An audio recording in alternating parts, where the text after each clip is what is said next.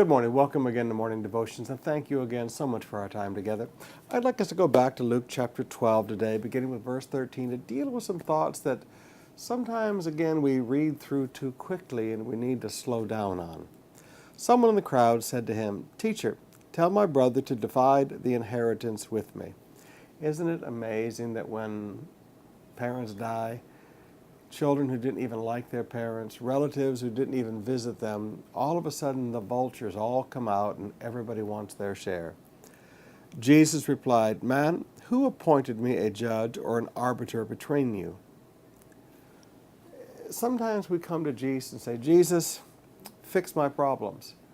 But Jesus looks at us and says, "No, that's not my role." Now, sometimes you and I need to realize that Jesus understood his place. He understood his role. He said, my role is not to be an arbiter between every one of your little family arguments and disputes. And my role is not to sit down and help you with your inheritance. That's not my place in your life. Sometimes as pastors, we have to remind people, what you're asking me to do is not my place in your life. Now, what was Jesus' place in their life? He said, "Well," Jesus replied, "Man who appointed me a judge or an arbiter between you." Then he said to him, "Watch out. Be on your guard against all kinds of greed. A man's life does not consist in the abundance of his possessions." Now, isn't that fascinating? That the man who did not have any portion of the inheritance, Jesus corrected and said, "Watch out. Watch out. Don't let any kind of greed get a hold of you." Now, you and I would think that Jesus would address that to the brother that had all the inheritance and that wasn't sharing. But instead, Jesus said and warned this man about greed who did not have any of the inheritance.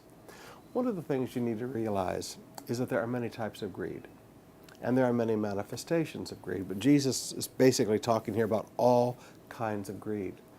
I often find that people who have little or nothing are much greedier than people who have a lot.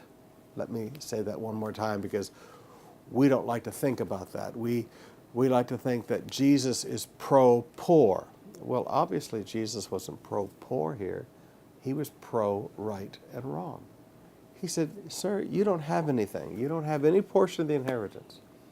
It's not my role and not my place in your life to go and tell your brother to give you a portion of the inheritance.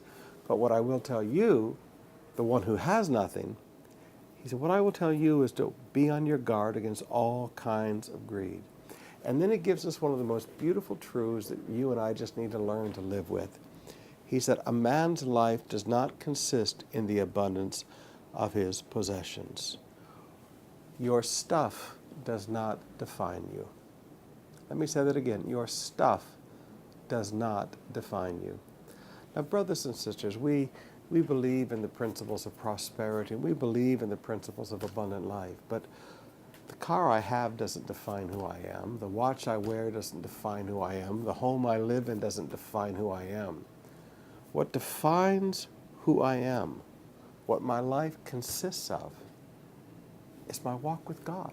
In Him we live and move and have our being.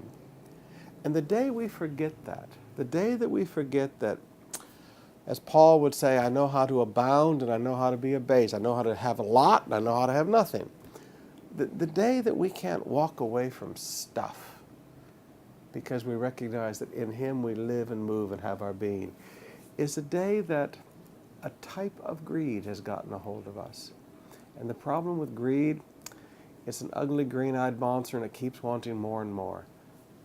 Be warned, whether you have a little or whether you have a lot. If you have a little, don't let greed get on your inside, always wanting more. If you got a lot, don't think that your life consists, that what you have defines you. You are defined by your walk with God.